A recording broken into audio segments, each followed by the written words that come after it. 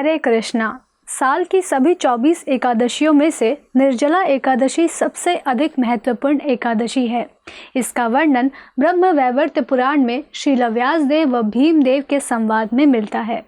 बिना पानी के व्रत को निर्जला व्रत कहते हैं और निर्जला एकादशी का उपवास किसी भी प्रकार के भोजन और पानी के बिना किया जाता है।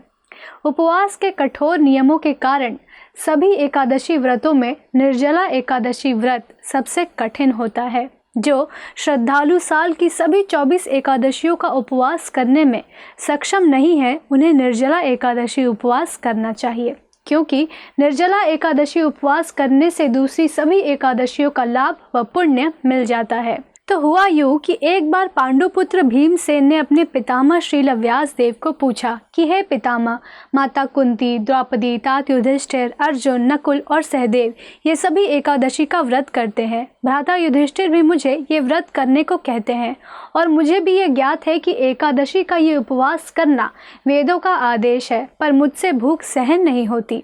मैं सभी नियम अनुसार केशव की उपासना, पूजा अर्चना करना, मेरी क्षमता अनुसार दान धर्म करना, ये सब करूँगा, पर मैं उपवास नहीं कर सकता।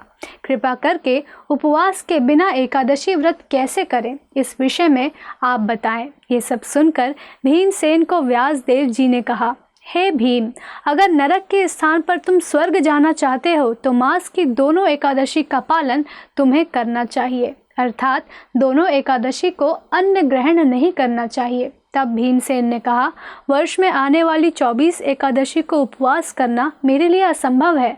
रात दिन की बात तो क्या, मैं तो क्षण भर भी भूखा नहीं रह सकता। बहुत हुआ तो वर्ष में एक दिन उपवास कर सकता हूँ। इसीलिए आप मुझे एक ऐसे व्रत के विषय में बताएं जिससे मेरा जीवन मंगलमय हो जाए।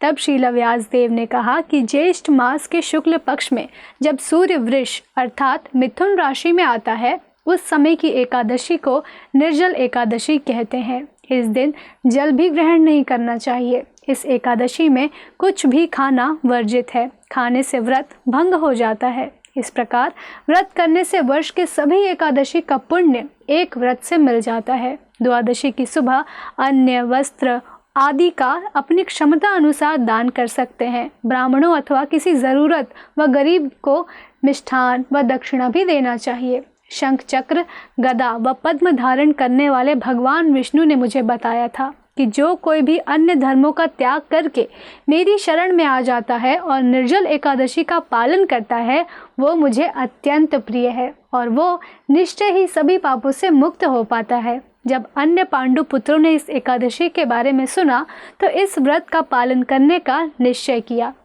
उसी समय से भीमसेन ने भी इस व्रत का पालन करना आरंभ किया। इसीलिए इस एकादशी को भीमसेन एकादशी अथवा पांडव एकादशी भी कहते हैं। तो हम सबको भी निर्जला एकादशी पर जल का त्याग करना चाहिए और अधिक से अधिक भगवान नाम का जप, उनकी लीलाओं का श्रवण तथा कीर्तन करना चाहिए।